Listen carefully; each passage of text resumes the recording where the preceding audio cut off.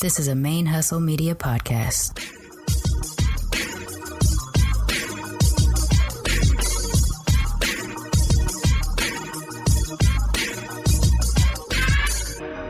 Hello and welcome to the show. My name is Jackie O and you're listening to Militantly Mixed. Yo, this is Rashani from the Single Simulcast. And when I'm not making you laugh or making up parody songs, I'm kicking back, listening to Militantly Mixed. I would like to acknowledge that the ManeHustle Media podcasts are recorded on the traditional lands of the Karankawa, the Chumash, and the Tongva people, and I wish to pay my respects to the people of those nations, both past and present. Hey y'all, welcome to Militantly Mixed, the podcast about race and identity from the mixed race perspective. I am your host, Charmaine Fury, the busiest mixed race, bigender, bisexual, polyamorous, atheist, comic book nerd, cat mom, and two-time Asian American Podcasters Association's Golden Crane Award-winning podcaster in this podcasting game. This is episode 155, and I don't have a lot to talk about ahead of today's episode because I really just want to get into it. My guest today is Abdu, who is actually someone that I know in Meet Space, which doesn't happen very often. And so it was a lot of fun to talk to just someone that I know for the show. Abdu is my part-timer at Gulf Coast Cosmos. He is a film student and a photography student. He is a manga nerd. He's of Jamaican and Moroccan ethnicity. And he's just a fucking delight. Like, literally, I have no other way of describing him besides being a fucking delight. When I met him a couple months ago, he just came into the shop as a customer and we chopped it up for like an hour and a half, and then Byron came in and he liked him instantly as well, so we ended up interviewing him for a part-time position when we hadn't even started to advertise yet because we knew we were going to be hiring a part-timer for the holidays. And yeah, we liked him so much he got the job. So he's been with us for a couple months now, and like I said, he's just a fucking delight. And I think you're going to pick up on that when you hear his episode. So I really want to just get over into that. I do want to warn that it is kind of a heavy edit for me. So there's a few times when it may seem like it jumps pretty quickly in topic. That's because we ended up veering off into shop talk a few times. Naturally, we work together. It's going to happen. And so I cut a lot of that out because it was like having a staff meeting on Militantly Mixed. So there are a couple places that there are slight jumps in topic. Maybe not terribly, but it might be noticeable. The other thing is that I kind of learned something about myself in this conversation that I never realized before. And that is that, well, in Abdu's case, he is of Jamaican and Moroccan heritage, like I said. He presents as a black man. Most people would assume him to be, quote unquote, just a black man. But, you know, he speaks Arabic. He's very much immersed in both of his cultures, in addition to American culture as well, because he's here and he was born here. There's a point at which in the episode that he asks his mom about his skin color and why he's not as dark as his father. And his mother gives him an explanation. And I didn't pick up on at the time that he didn't view himself as dark-skinned, but that I did view him as dark-skinned. Later in the conversation, I do say something about him being a dark-skinned person, which he also kind of missed. We talked about it later on. What I realized is that he doesn't view himself as a dark-skinned person because he views himself in relation to his father's skin tone. I view him as a dark-skinned person because I'm viewing him in relation to my father's skin tone. And I realized that my categories of skin tone start with the basis of my father's, what I describe as a medium skin tone. He wasn't light skin, but he's not dark skin, and he's not even necessarily described as brown skin. For me, he's very similar in coloring to Samuel L. Jackson, who I pretend is my real dad anyway. But I didn't catch this. I didn't know this about myself until listening back in the edit, and I realized I missed how Abdu described himself in terms of his skin color versus how I described him. So I mentioned it to him in the shop earlier today, and he totally missed that I did that too. But it was just one of those things, this weird kind of awareness that I ended up developing just in hearing back the episode. So it's really interesting, and I wonder what your guys' thoughts are about it too, because I didn't realize I did it until after I listened back. So Maybe it's nothing, but it felt like something when I listened back. But yeah, I don't really have that much to say, much more to add to the intro besides let's just get into it because I like Abdu so much and I think you'll enjoy his story. But that was just something I noted about myself that, it's got me thinking a little bit about how I view the skin tone of people and how, in relation to how they view their own skin tone. You just gotta learn new things all the time. Before I get into the episode, though, I just do want to remind y'all that Militantly Mixed is a fan-sponsored podcast, and it is with your support that we are able to keep this show active. You can support the show by going to patreon.com/militantlymixed and sponsor as low as $1 a month to as high as anything you wish, and there are different rewards depending on what level you choose. If you choose the $5 a month level, you will gain access to the video versions of the episodes that you're listening to right now. In addition to that, I was able to create a Cash App after all. So for the folks that don't like PayPal, if you do like PayPal, you can go to paypal.me/militantlymix and drop some coins in the tip jar that way. Or you can go to Cash App, and we just have a $ militantly mix if you want to drop some coins in the tip jar that way.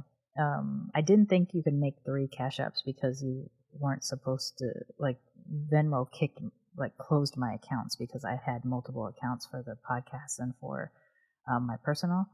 Cash App didn't seem to do that. They accepted it. So I have a podcast Cash App for Militantly Mix. I have one for Bird Comics, and then I have a personal Cash App as well. So yeah, I learned something new last week as well. Those are the 3 ways to sponsor the show financially. If you would like to support the show in a non-financial way, the way you can do that is by subscribing to the podcast on whatever podcatcher you're listening to versus just going in and searching for Militantly Mixed every time. The more subscribers we have, the more those podcatchers will promote your show internally. So that is a great way to support the show, is to just click the subscribe button. You can also rate and review the show, which helps also in terms of encouraging the podcatcher to share your show or recommend your show to like podcasts or to people who, if they subscribe to another podcast that's similar, then they'll say, if you like this, you may like Militantly Mixed. And that is mostly based off of rating and reviewing and subscriptions. So that is a free way that you can support the show in a big way. Also, sharing an episode with a very specific person by saying, here's an episode of Militantly Mixed that I think you would like, and here's the reason why. Most people will at least try out an episode if someone says, here's why I think you would like this show. Most of the time, if you just share a podcast link, people won't listen to it or click on it. But if you specifically say, this is the reason why I think you would like this show, they'll probably at least listen to the first part of it. And if they get hooked, they'll stick around. So that is just something that I'm asking for this year in terms of trying to be more intentional about growing the audience. I'm doing the hashtags and the promotions in a lot of different ways, but really word of mouth is the way that the show grows the most. So if there is any way that you can support us by sharing very specific episodes with very specific people, that will help grow the show. Outside of that, I want to take a few minutes to beg for something that I want so bad but hasn't happened yet. I recently signed up for Pod Inbox, podinbox.com/militantlymixed, which will allow you to go to the website and record a voicemail for the show. This is something that I can listen to directly, or I can add it to the show. And I have always wanted Militantly Mixed to have a call-in element. I used to have a paid phone number for the show, but that only got calls once every 6 months. And I used to also tell people, just send me a voicemail via email. But that gets tough because the files get too big and people can't really send them to me. So this is a service that you don't have to do anything but go to the website and press record, and it'll send the voicemail to me. We have 4 different categories to choose from. One is just general. So if you just have a random message you want to send to Militantly Mixed, or let's say there was an episode that really meant something to you, you can say, hey, I really appreciated episode 153, and here's why, or shout out to the guests that maybe their story touched you in some way, shape, or form. This way they get to hear from people how much you enjoyed their episode, but also it's one level of connection between the audience and the show. So I would love it if people started leaving voicemails. The other categories are Ask Charmaine Anything, what do you love most about being mixed, and ask for advice, which ask for advice is just a way for you to share something that you might be dealing with within your mixedness and you'd like to know how other people think or feel about it or what they would do in different scenarios. But mostly the goal for that is to get more listener interaction with the show and with listeners as well, so that we can solve some of our issues in community versus being out there in isolation, not feeling like we know anybody else that are dealing with what we're dealing with. I guarantee you there's someone else on this that's listening to the show that has a similar experience to you. But the hard part about being mixed in isolation is that you don't know because you can't find them. Militantly Mix a way that we can build that community to find people that are similar to us, so that we feel a little bit more valid in our identities. And validation within our identities as mixed people is very common across any kind of mix. And this is one way in which I hope we can reduce that feeling for folks. So please, please, please, please, please, if you're listening to this and you've ever thought there was something you wanted to send into the show or let me know, or you have an email typed but you never sent it, or you slid into the DMs or you didn't slide into the DMs but wanted to, the new best way of connecting with the show is to go to podinbox.com/militantlymixed and leave me a voicemail. It would make me super happy. It will make me super happy. I want this so bad. I guess without further ado, I ended up going longer than I expected, but without further ado, please join me in welcoming our latest cousin and a fucking delight, Abdu.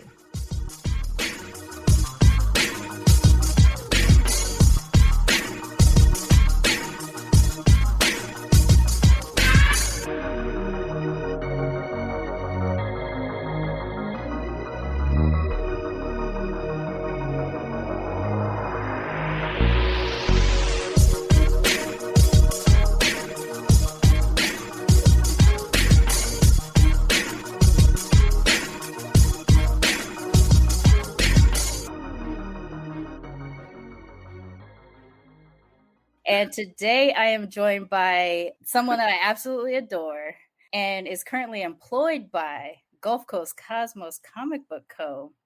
Yeah. Abdu. Hey, what's up? And at the time we hired you, it just kind of came out in the course of our impromptu interview that you were mixed too. So why don't you introduce yourself to the audience and let's get into it. All right, so I am Abdurrahman Dankwa. Well, actually, Abdurrahman Ibn Usman Dankwa is my full name, so I go by Abdu usually. But I'm a comic book, manga nerd, movie nerd, photo nerd, art nerd, all that kind of stuff. Just a big old nerd. Big old nerd, and you know what I'm saying? I'm proud of it. I'm proud of it. No awards or nothing like that yet, but I'm gonna try to catch up to you. But you have been featured on something recently. Oh yeah. I submitted one of my photos to ID Magazine, and they posted it for their December, what your December looked like issue. That was super dope. cool. You need to shout yourself out more. Give myself some more credit. Yes. So my mother is Moroccan and my dad is Jamaican. So those are my two mixes. Yep. And you speak Arabi? Yeah. أنا تتكلم تنحدر. Depends on what your dialect is. Yes, because what Arabi I know, I say it to you and you're like, I don't know what that means. And then I tell you what it is and you're like, oh, it sounds like this. That's how it is with all the... Oh man, it's bad, man. I get so embarrassed when I'm talking to like Egyptians. I'm just like, I have no idea what you're talking about. I love that there's so many ways in which, I mean, it happens in English too, where you can speak to someone and just 100% not know what they're saying, even though you're speaking technically the same language. Right. Yeah, that's how I feel with Jamaicans, actually. Jamaicans, I have no clue what they're saying, dude. Guys, I look so thick. Is your dad Jamaican born or American born? He's Jamaican born, but he's lived here for so long he doesn't have an accent anymore. Oh, his accent's gone. Okay. Yeah. So certain words though he'll say really weird. Like instead of "o," he'll say "ho." So it's like, she hoes me money. I'm like, what are you? So like, because Jamaicans will say it like that. But everything else is very, very not Jamaican at all. Because he's been here for so long. So the way that Abdu and I met is he just came into the shop to be a nerd at the comic book shop. And in less than 20 minutes, I was like, hey, I'm going to be hiring soon. And then Byron walked in and I was like, can I keep him? And then we ended up actually having an interview the very same moment, basically, that I met you. Heck yeah, dude.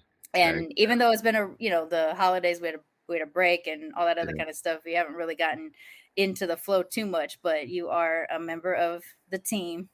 It feels like a family, dude. It feels like a family. Like, I love just popping up and hanging out and chatting with you guys. It's crazy. I don't even think even in the future, I'll probably have like a better job than what I got right now. I'm just glad you came in, because there was a couple people I was going to interview for it, but I fell in love with you the minute I met you.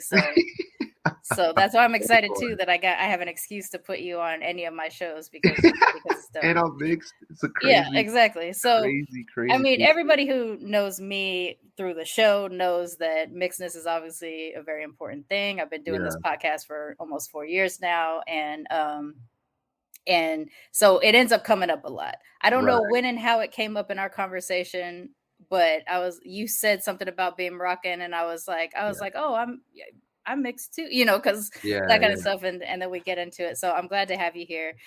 We've had a few conversations about it, but not too much. And it's just a lot different because usually I'm getting to know the person while I'm interviewing them. In your case, I know you a little bit. So we already close. We already like this, son. So, gosh, I don't even know where to start. When you grew up, so you were born here and everything. I wasn't born in Houston, but I was born in America. Texas. But you're a Texan. Yeah. You're basically a Texan. And you're here in Houston right now because you're going to school. You're doing your photography and everything like that. Right. I guess let's just get into kind of how it was when you were little. Like, what did you understand about yourself with your two different color parents? Yeah. And who you were? Did you identify as mixed when you were growing up? I mean, even like now, it's kind of hard to think of myself as mixed. I'm either like, well, all the time I'm just me, right? Mm-hmm. But then like in certain like areas and groups, like, you know what I mean? Like, you're either one or the other. Mm-hmm. So it's like I'm like almost reminded like, oh yeah, like these people see me as like a black person. Like, mm-hmm. I remember one time I said the N-word in front of somebody, I forgot, and they were like, hey. Oh wait, no, yeah, you're black. Yeah, I forgot. So they identified you more with your Moroccan side. Right. They're like, hey. And I was like, that's funny. But no, when I was younger, I like as a kid, I obviously like was aware that like my mom is like, very light skinned and my dad is like super dark skinned. So I asked my mom. I remember she told me this, which is hilarious. I was like, Mom, like, why aren't I darker? Like, I want to be black like my dad. Like, why am I this skin tone? And she didn't say any words. She got like a glass, right? And she put milk in it. And then she was like, look, this is me. She put the milk in it. And then she got like the chocolate powder or whatever. She's like, this is your dad. And then she mixed it. She's like, this is you. So I think after that, I was like, oh, okay.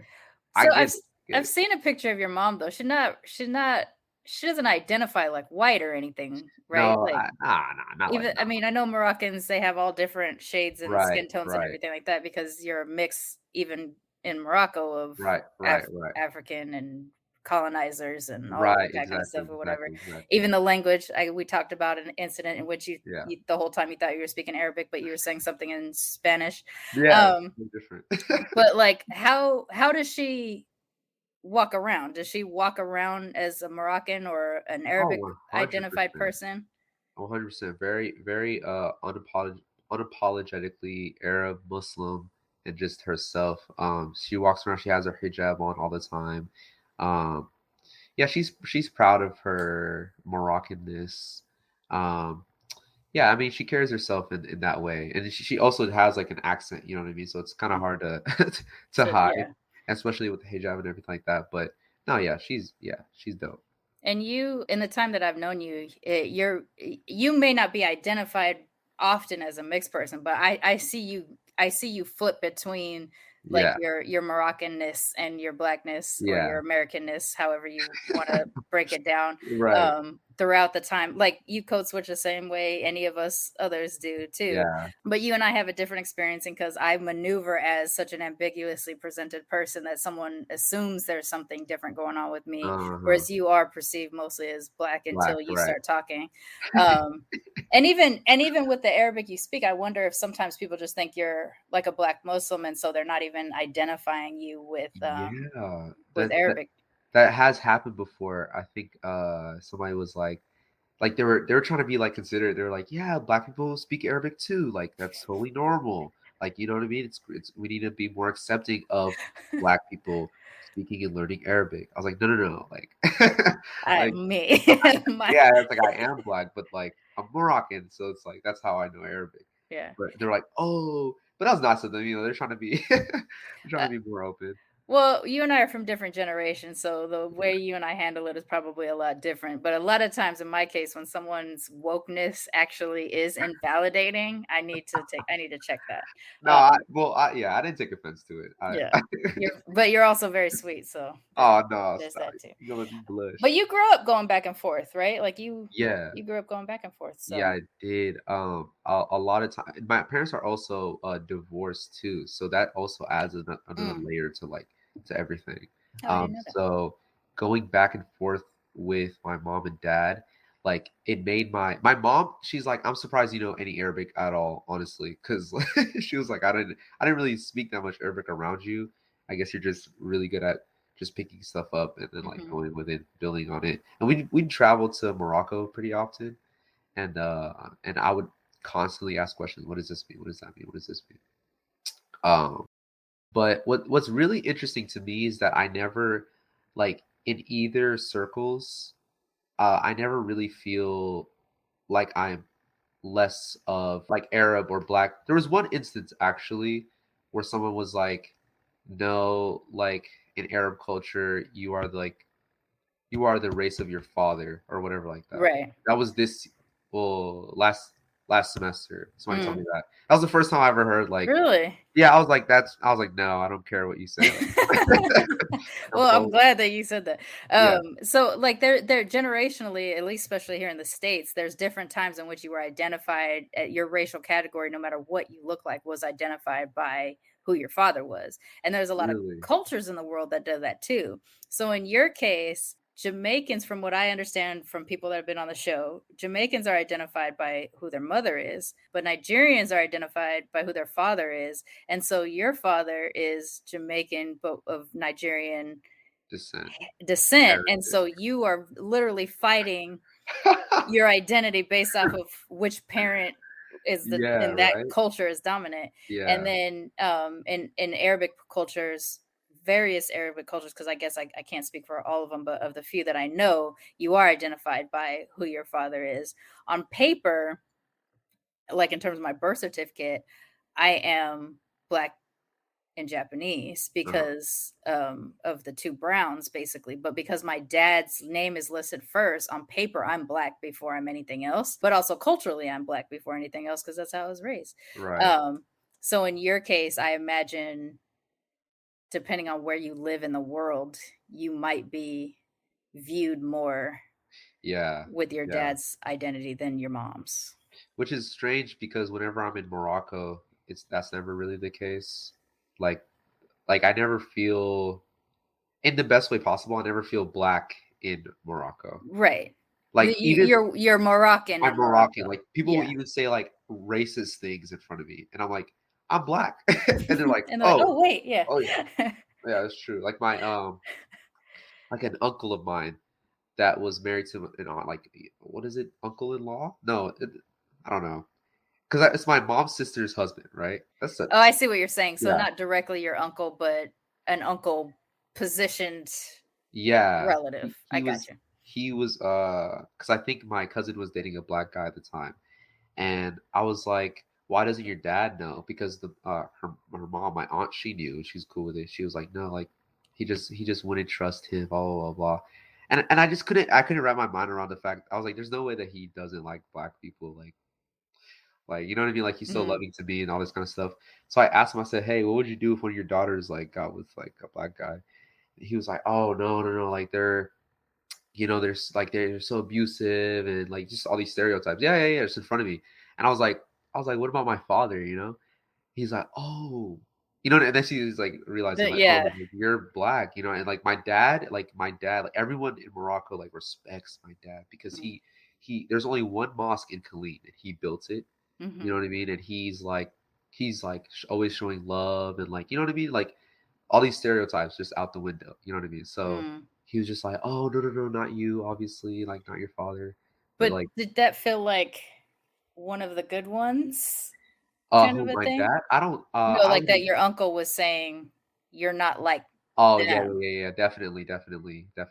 Because I feel like ignorant people associate themselves with the people that they're like in there like oppressing or whatever the case may be.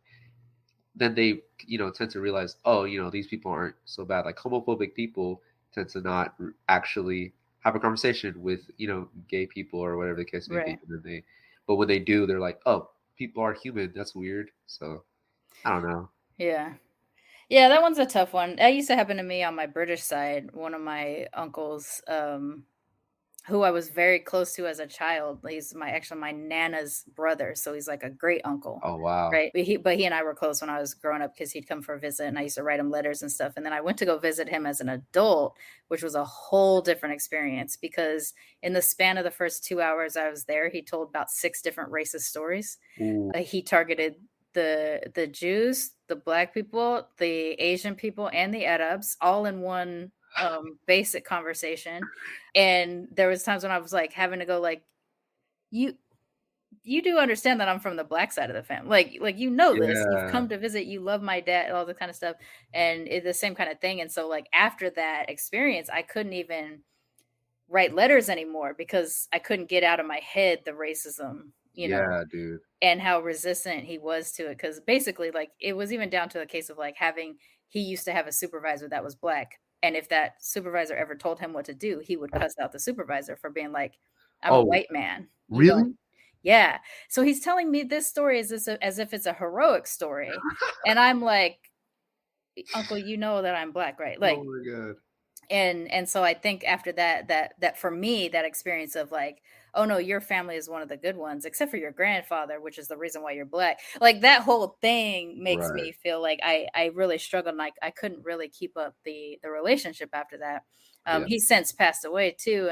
But before that, there was sort of this like angry letter back and forth situation of like, how could you just after all these years not talk to me? And I was like, how could you not identify your racism and in fact just tell me you're not racist when you literally told me all kinds of racist things in the time that I visited you, So I severed that relationship because I couldn't fake it after, like I at that point basically had no more interest in him as a person. That's understandable. Because he was already resistant to even believing he was racist by saying that kind of stuff. So I think that's tough when it's happening in your own family because like, these are people that you love, but when you learn like, oh, if I wasn't related to them, they actually wouldn't like me for something completely having I'm outside of the choice of this, right? Like I was made this way. That part is a bit tough. So I'm sorry that happened. It's all good. I think they divorced actually, so it works great. Yeah, so ex uncle, I guess. Ex-uncle. Ex-uncle, that's fine. No, that kind of stuff is tough. And as families intermarry too, or like races intermarry and stuff like that, it gets a lot complicated because you could always be adding someone into the mix that isn't for you. That's true. So that's rough. But in terms of just like your day-to-day identity, I know that you do kind of default with more like I'm Abdu, not necessarily my categories or whatever. But are there things that make you feel very like Black Moroccan or, like that you can hybrid things up together to feel like a complete, this is all my cultures coming together in one thing? Is there like a food or an activity? No, it's either one or the other. Usually, if I'm like aware of it, it's like usually I carry myself like mainly like as a Black man, through life. And then but then there's like that, I don't know. It's like I don't know how to explain this. That Arab, just mise en Essence. scène. I don't know. Yeah, Mise en scène. yeah. Film student. Film words.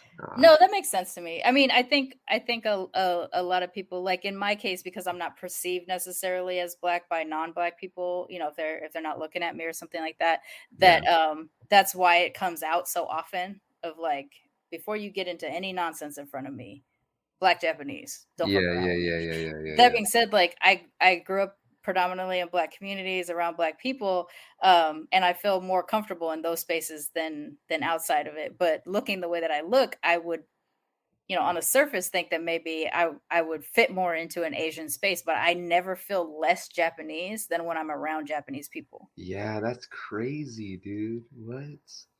So dude, that sucks, man. That really does suck. It's a different, like you and I have a totally different experience, which I think is fascinating. Like this just goes to show people who listen to the show, like how much you cannot pin down what mixed experience is, because depending on how we appear, we could be totally different. I'm typically really accepted in Blackness, on occasion but not enough to where I would say, for me, I'm not Black enough for Black people. I'm not, or I'm not Asian enough for Asian people, which is usually like the biracial kid's plight of not being enough of one or the other. I don't experience that because I tend to be really accepted, even though I'm ambiguous presenting, except when I'm in an Asian space, in which case, like, actually, well, I'll even correct that. In a Japanese space, I'm not Japanese enough. In an Asian space, I'm getting there. I'm finally getting to be Asian enough in Asian spaces because I do a lot of Black Asian solidarity work. And in those cases, they're set up for the crossover of like Black and Asian people actually need to unite against, white supremacy, against all these things or whatever. So in spaces where now somebody has an Asian identity, which is very specific to America, I think, because we're not Asian back in Asia, we're Asian when we leave Asia. So if I go to an Asian American space, I'm Asian enough. If I go to a Japanese space, I'm not Japanese enough. So that's the difference, I think, between what you experience and what I experience. Even though skin tone wise and things like that, I might look a little bit more like them. Yeah.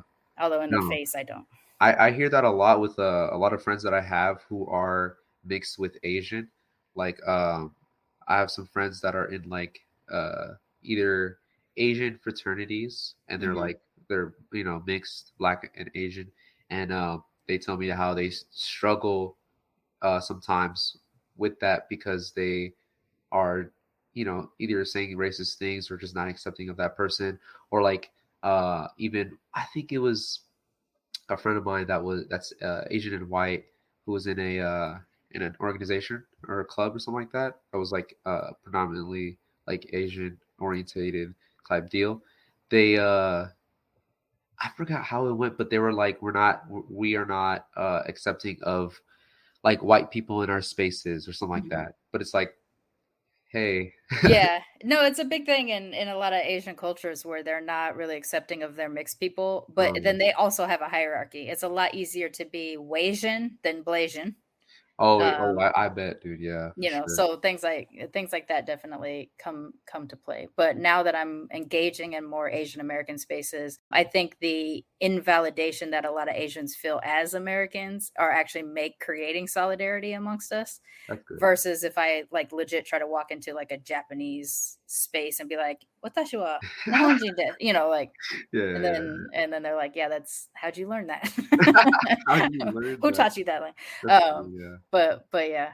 So let's talk about how you nerd, because you're really into manga. Yeah, heavy. And stuff like that. Does your nerdiness at all do you feel like your cultural or your heritage stuff coming into play at all in your nerdiness? You know what? A lot of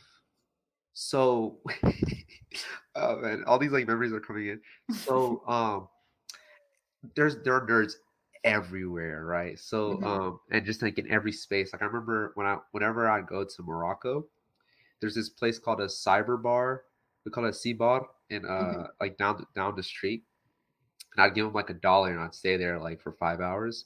and I would just like watch like One Piece or whatever whatever show, and like people will come in because like One Piece is huge for some reason in like Morocco, like just everywhere in that. Oh, really? It's huge, huge. People love One Piece.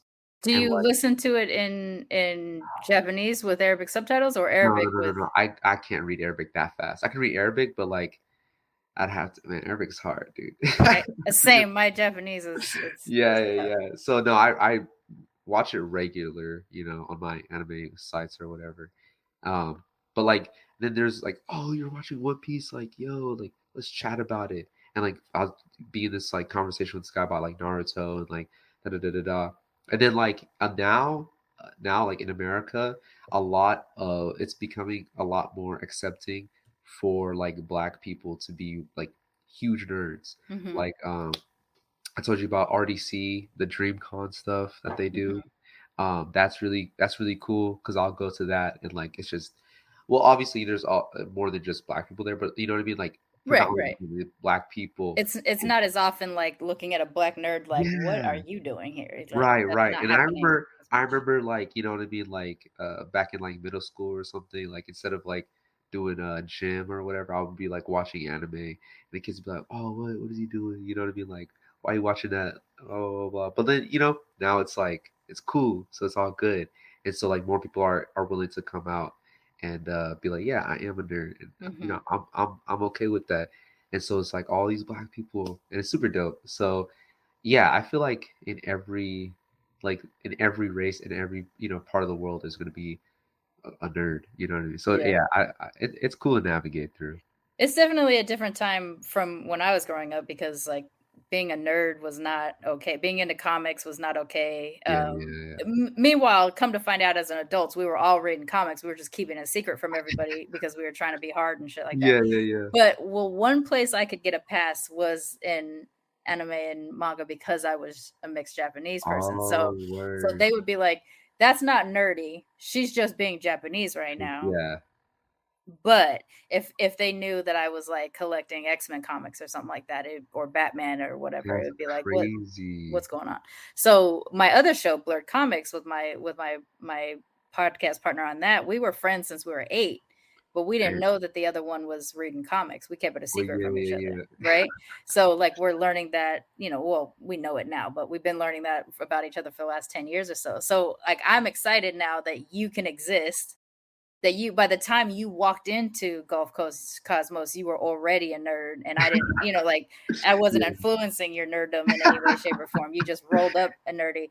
But another great thing about you is because you're up to the more modern manga and anime that's happening, and I only know the shit from when I was growing up. I don't have to work that hard right now, because I could be like, Abdu got you. Yeah, and even my friends, dude, they'll be like, yo, tell them about this one. This one's coming out, this and that. Like, I'm actually reading, I got my books back here. I'm reading this one, or I'm going to start reading this one. It's called Goodnight Plenpo. Okay. My friend put me on, and he was like, yo, you guys need to have this in the shop. So I was like, let me give this a read and see. Nice. But yeah. So yeah. No, yeah, you're expanding my horizons too, because I was pulling together things based off of what people were talking about in the shop, because that is actually something that's been happening. Is since we opened the doors, there's been a lot more Black nerds that are into anime and manga that are like, do you got this? Do you got this? Do you got this? And I'm like, it's going on the list. And we're starting to build that section up a little bit more. But I'm really glad that you're there because the research I don't have to do. yeah, it makes it I still am into more on both books. Sides, really. Yeah. No, it's I don't know. I enjoy you. Oh, I have enjoyed you the whole time, but I'm not gonna lie. I also really love that you're mixed too, just because like I get it. I know that you're seen as a Black boy and all that kind of stuff. Like I get it. I understand. Yeah. That being said, the amount of times you interchange between your English and your Arabic like makes me feel a kind of way. I appreciate it. I do it too with my Japanese. So like to know that I'm not alone in it, or that I'm not always the mixed one, you know, like, Yeah, I mean, literally I am, I'm branded, like I'm out in this world on these mixedness streets and shit like that. So like people know me as mixed Auntie Mane. Like I get it. I understand. I branded it. I understand. Yeah. But I just enjoy that you're present and that maybe there's not a whole lot of learning that people need to do by here. Like, oh, that's just Charmaine being mixed right now, talking about mixed shit, because I actually got someone else that like understands what it's like to code switch between cultures. Exactly. Like Yeah, you got somebody on your team, and on top of that, I'm Muslim too, which I feel like because a big thing of that you talk about is how we want to reflect the community. And I think Houston has like the. Did I tell you about how like it's a huge like Muslim population? How like when I came here, I saw some guy like Walmart or something. He had a name tag. It was like an Arab name tag. I was like, "Oh, Sam, like, are you Muslim?" He's like, "Yeah," and I was like, "Yo, Assalamu alaikum." He's like, "Oh, alaikum salam."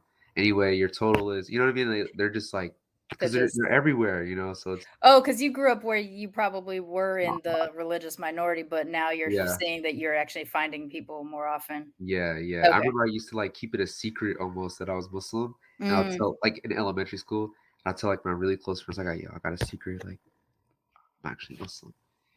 But like they'll be like, it's like what? Also though, because when you're born around the time that there's an increase in anti-Muslim, anti-Arab sentiment, and so you're a product of that generation in a way that's different from some of my age, because I watched it happen. Right.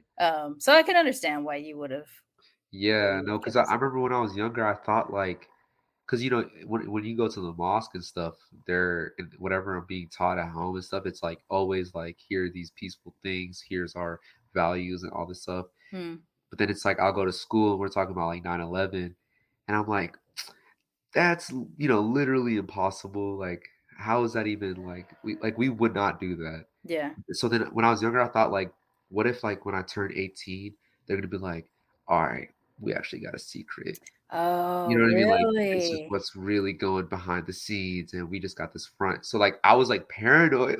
Really? Oh my gosh, I didn't even think about that as a possibility. But no, it makes sense. It's all peace, you know. It's all like all love and all brotherhood, and I'm like, dude, this is not matching up with what people are saying at school. So it's like, what's like, how is that possible? What's really going on? Right. Because like Christian fundamentalism is not treated like that here in the United States. Like literally most of our major domestic terrorism situations have been white guys that read like the Turner doctrines and all that other kind of shit.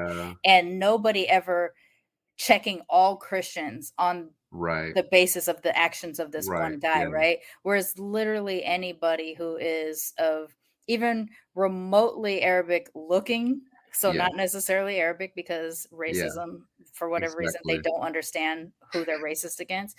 And so like the amount of people that are like South Asian and getting attacked because they think they're Arab, because they can't distinguish between the difference between Islam and ethnicity. Like, or even like Sikhs when they wrap their heads. Like Sikhs were getting beat up, Hindus were getting beat up. Anybody that was not necessarily Muslim, but was brown in a way that was distinguished as non-white, I guess, American. They would hold every Muslim, every Arabic person, every South Asian person, every Persian person up to the standard of answer for your religion. Your religion did this to us.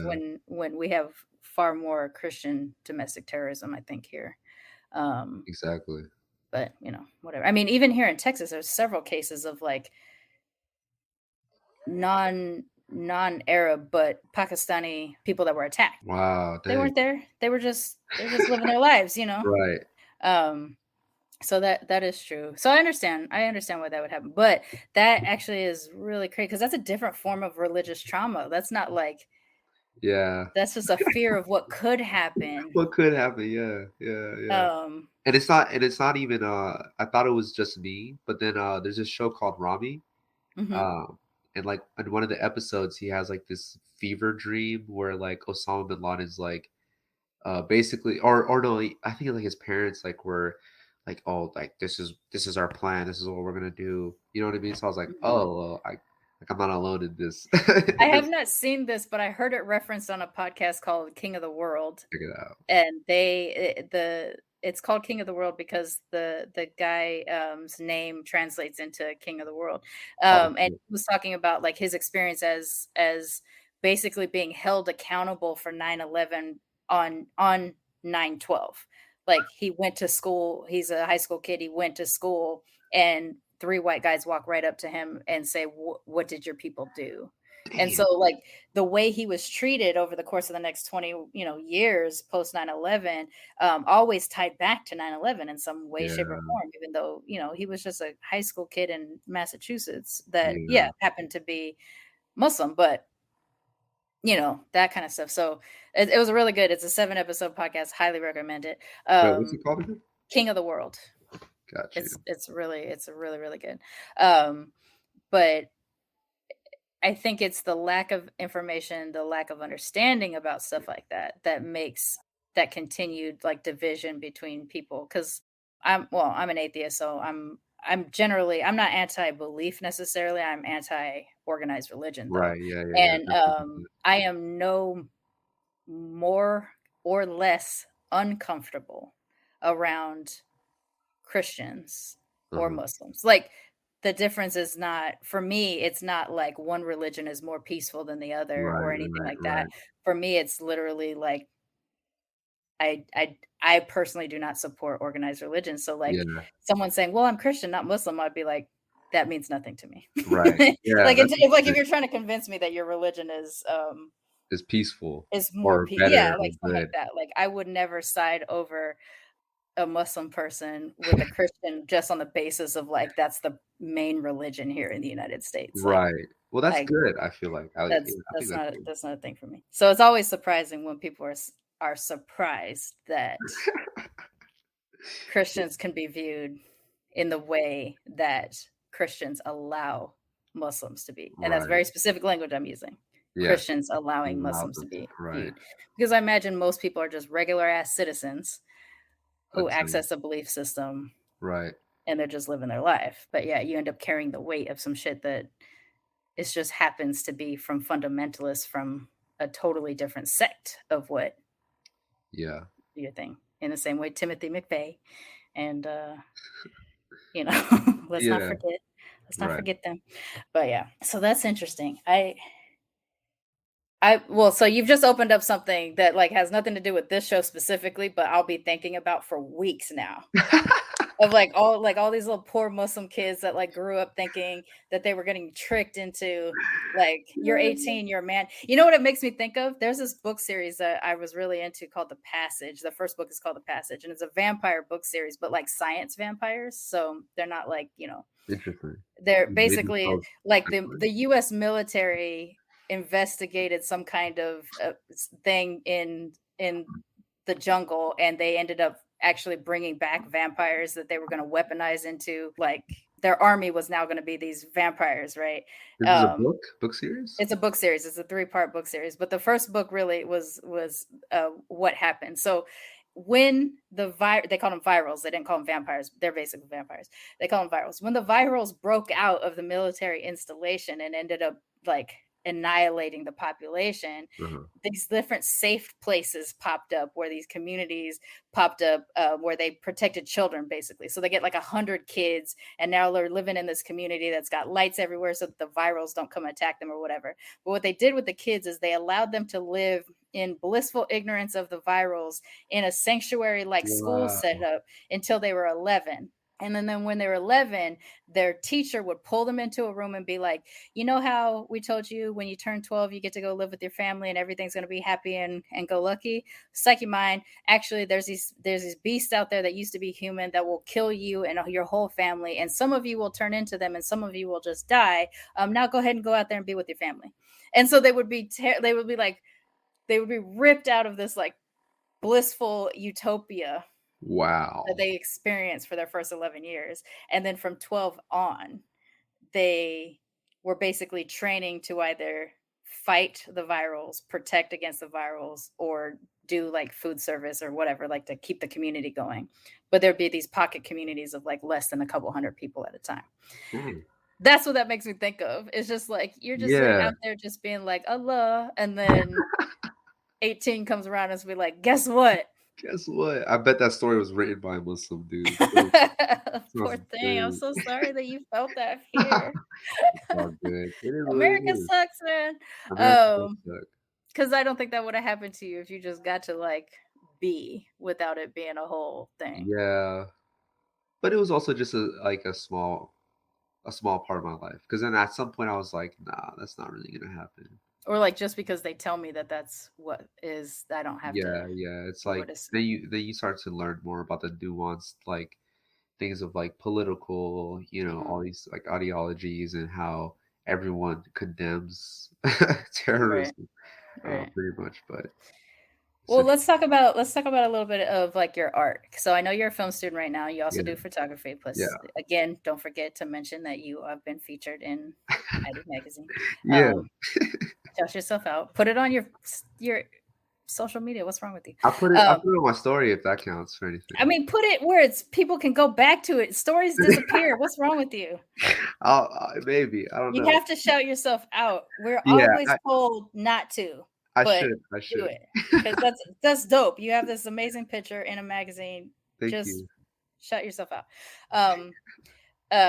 So let's talk about how you approach your art. Is there anything about like who you are culturally or anything that informs the way you produce the work that you do? Well, photography right now is just a baby step for me to become a better filmmaker. Mm-hmm. But definitely one thing that comes to mind is whenever I write my scripts, I always want to I have a goal when I want to make movies. I want to have my main characters to be either Black or Arab and have not really, I guess, normal names, like, you know what I mean, or names that I am familiar more with. Culturally accurate names, right? Versus white supremacy. Yeah, exactly. So I definitely want to create a space to where someone is Muslim or someone is Black, not and it has nothing to do with the story, if that makes sense. Like it's just a day in the life. Right, exactly. Like Pulp Fiction, but like everyone's Black. You know what I mean? It has nothing to do with, it's just like a story. And that's really what I want to gear towards, because it's like, oh man, like I know a kid named Abdurrahman too. Like that's cool. Like I know a kid named Hussein. Like, oh yeah, like from that movie. Like, you know what I mean? Like that's something I really want to contribute. But when it comes to photography, somebody told me that they were like, yeah, I can tell that someone, whoever's behind this lens is a Black artist. And I was like, that's so interesting. Like that's validating too. I wonder. Yeah, I was like, cool. Like that's like I wonder how. Like I don't know. I can't pinpoint it. But it's dope to hear. It's dope to hear. But I tend to just really just be myself and try to make everyone comfortable. But when it comes to movies, that's a big goal of mine. Yeah. You know what I mean? Or like if someone's praying in a movie, you know what I mean? It's not weird. Like I really want to see that happen. Yeah. That's always been something like I went to film school too, and that I basically wanted to be like the mixed femme Francis Ford Coppola. Yeah. Because he's known for creating basically cultural relevant to his culture. Italians, movies, and he was the filmmaker that inspired me to go to film school and stuff like that. So I wanted that to be the thing too, where it didn't necessarily have to be a mixed movie, a Black Japanese movie. It's just that the primary characters were going to be a mix of races, because my existence was a mix of races and cultures and stuff like that, right? Like that's what I know, that's my normal. So why does it make sense? And I still regret this to this day. One of my major films that I made centered around a white dude,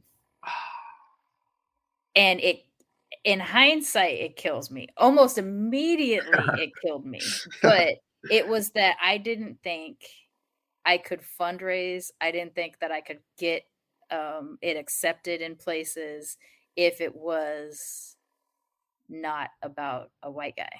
No way. Yeah. Really? And actually it kind of killed my love of making movies altogether, to be honest. So I kind of pivoted after that. No. That being said, I found my way back into doing that kind of work where in my case, it is obviously race and culture centered, but it's specifically to expose the fact that there's like not an archive of mixed narratives, that we don't understand the nuance of someone's existence like yours, a person who might appear to be quote unquote just Black, but actually you have different cultures going on, you have different ethnicities going on, and the way your religion plays into those cultures as well is different than Chad in any romantic comedy or any dramatic movie, right? And so I think that kind of work is important. I would love to get to the place that we could make mediocre shit that just so happens to have brown people all the way through it all the time, without it being like, oh, see how this is why we don't let brown people make movies, because it's mediocre, because white people make mediocre stuff all the time. So like I'm with you on that, where it's just like, can I just have this slice of life, or can I just have this romantic comedy, or can I just have this buddy movie and it literally just be two brown people and their brownness is not central to the story, but it is by our very existence, because that's who we are. 100%. That's exactly how I feel. Yeah, that's dope. Well, I'm proud of you that you're working towards that too. I like that you're using photography as a way too to like tighten up your film making. It's interesting to even think as I'm like researching more about film directors. A lot of directors start off as photographers and then move their way up, and it makes sense because more accessible. That's also is a big reason why, because it's easier and cheaper to make a good photo than it is to make a good movie. It is simultaneously more difficult to tell a good story with a single photo than it is in a film. So you're training a very difficult skill in photography. Yes. That will eventually help you be more concise in your filmmaking. For sure. I didn't even think about it like that, actually. That's why you got Auntie. That's what's up, man. No, but I don't know how. I wonder, I think about that every time I shoot now. He says, I can tell that there's a Black person behind this lens. I'm just like, what? Like, that's awesome. That's like a little mantra that you can always have. Yeah. I love that. I'm glad someone said that to you. Yeah, that's dope. Super dope. I got to think about it, man. Well, one day is going to explode your brain. Is someone's going to be like, oh my gosh, that's clearly a Moroccan Black guy. That'd be crazy. But no, that's the Moroccan Jamaican artist right there. I can just tell. Right there, 100%. Based off that photo. Yeah, that'd be wild. I'd be like, you're stalking me. There was a moment for me that I replay all the time in terms of my first like major, like my whole identity was validated in one gesture. Is I went to this hafu event. Hafus are what Japanese call mixed people. It's English, it's half, but in Japanese pronunciation, hafu. So I went to this event and there was this Black Japanese professor across the table at this lunch, and so a person introduced me to him, and she's like, she's Black and Japanese too, and he gave me the Wakanda salute followed by a bow. combo move, like just like boom boom, like just it was the most validating moment of my entire life. So cool. Like if he just figured out a way to work in like a bisexual flag, we would have been done. Yeah, exactly. But yeah, like so this gesture forever is my like that's the way that I do it, because that is I might have to steal that, dude. That's actually very dope, cool. Right? Super dope. Feels good. Super dope. So that's, and I don't like to hug people that I'm not familiar with. So this is what people are gonna get if they don't know me. It's pretty dope. But we're coming a little bit close to the end. So before I ask the question that I ask all of my guests, I sometimes ask my guests this. You've already said no, but I want you to think about it really, really hard. Is there not a single food combination that you have eaten or would be curious about eating that would combine both of your major cultural influences? I said no to this? You said no, and at the beginning I was like, do you have a food or a thing that makes you feel like it combines everything? And you were like, no, but maybe you didn't hear me say food. Oh yeah, I did not, because now I'm starting to think about all these foods. I would love, like, so Moroccans, we make food called couscous, and it'll have chicken and veggies and then they're like it's like a grain pasta thing. It's like a tiny little. I know couscous. Remember, I'm also married to half a. Oh, that's right, exactly. But I would, oh my god, I would die for jerk chicken couscous. Like I was just thinking about, I was like, ooh, what would I really? Why haven't you tried it? Like, I just thought about it just now. Yeah. Now I gotta. Well, because I don't even know how to. Couscous is kind of, it's not hard to make. You just need certain tools. Yeah. So I'm gonna go back home and try to learn how to make jerk chicken so that me and my mom can make jerk chicken. That'd be dope. The day you do that, I need you to FaceTime me or call or something. I'll bring you a plate. I need a plate. I want to have this experience with you. I'll bring you a whole plate. Jerk chicken. I need to write that down. Jerk chicken couscous. I'm not gonna let you forget. I'm gonna bring it up like quickly. I'm like, have you figured it out yet? Have you figured it out yet? Where's the jerk chicken couscous? You know what I'm saying? We do also have a kitchen in the shop, so desperate times. Kitchen. You know, that's a stove. That's a stove top right there. Oh yeah. Dude, I'm so like. Maybe we just go in on a Monday or a Tuesday when no one's there, and we sit there and try to figure this meal out together. All right, so let me now ask you the question that I ask all my guests since we are coming to the end, because this accidentally just turned into a staff meeting. So, see, this is what's so different. Like the flow is so different when I actually know the person in real life. It's weird.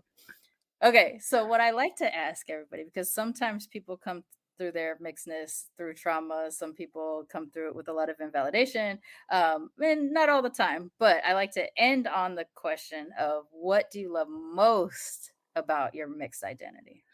Ooh, about being mixed. You know what? I don't know if this is like a love thing, but like the first thing that came to mind is I actually enjoy the fact that I can seamlessly blend between the two. Because if I tell a person I am like Arab, they're just gonna think that I am like, both my parents are Arab, but it's just that like we're from like a southern region or whatever country that where there are black Arabs, and so they're just like, I think that's why I never really feel like out of a certain group. I see. And so but at the same time, since I am looked as black first, it's a lot of fun to take people off for like a swing, like like they're just like, whoa, what, when you speak some Arabic, and they're just like, how is that even possible that you're doing that right now? Have you ever pretended to not speak English and only speak Arabic to someone because they approached you problematically? I could not only speak Arabic. No, I could not pull it off. Well, imagine if they're coming at you in ignorance and they don't actually speak Arabic. You could literally just speak all the Arabic you know. You mean like with like a white person, or like just an ignorant person in general? Like if anybody tries to devalue you in any way and you're just like, I don't speak English, but you're saying it in Arabi. Nah, I haven't. I don't think I have that level of confidence yet. I don't think I could do that. I'd be nervous. I'd be stuttering. Well, they might not know though. Yeah, I know, but I do understand how ignorant English speakers can be when they hear other languages. And then they probably even make fun of you more. Like, you don't even know what you're saying right now. I mean, in Japanese, like the filler words like and stuff like that. Yeah. Like in Japanese, it's like ano ne. Like you throw a couple anones in the middle of something, and then you just like piece together some sentences that you might know. If I looked more Japanese, I would do that shit all the time. I'd be like, "Demo mara jouzo ja arimasen. Anone. Watashi wa yonbon nichi nihonjin." And what I basically just said was, "But I'm not very good yet," with a couple of anones in the middle, which is just filler, kind of. I mean, it means like we get it.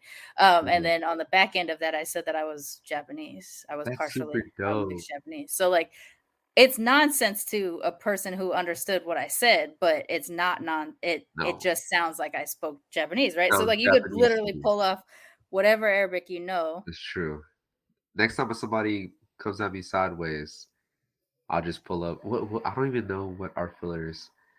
I think we say like, well, Egyptians, they'll say yani, which is like. So it's like how like was just now like this, like that. So I don't know what we do. You haven't figured out your Moroccan fillers yet? I don't know. I don't know what Moroccan fillers. But no, that's what I like though. That I'm like a secret spy. But it does feel like that sometimes. Yeah. It definitely does. But I'm accepted and loved by everyone. when I'm in those. Well, sometimes. I told you about that one time when I was in middle school where that kid, I was listening to rap music. He's like, "You can't listen to rap music." Yeah, because you're Arabic. You're Moroccan. You're not black. You're not black enough. I was like, what the heck, bro? What? I mean, you're here a full dark-skinned dude just being like, what, I'm not black enough? I'm not black enough. My fro isn't. Right? Well, like, come on. But even so, it's like anyone can listen to rap music, dude. Come on. Yeah, that's funny.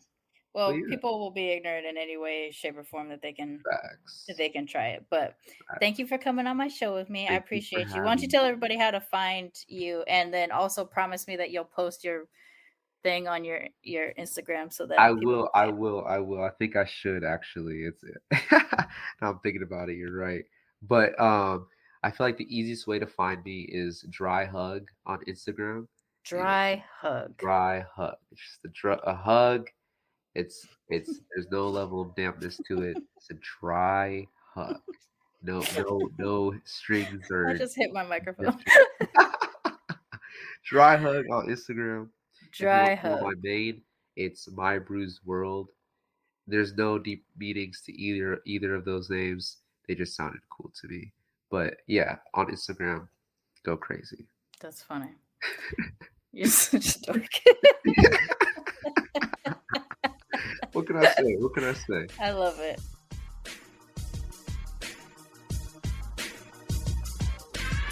Militantly Mixed is a ManeHustle Media podcast, produced and hosted by me, Charmaine Fury. Music is by David Bogan the One. You can follow us on social media on Twitter, Instagram, and Facebook at Militantly Mixed. If you'd like to become a sponsor of Militantly Mixed, please go to patreon.com/militantlymixed for monthly sponsorship, or paypal.me/militantlymixed for a one-time only donation. And if you like what you hear on Militantly Mixed, please subscribe, rate, and review on iTunes or wherever you listen to podcasts.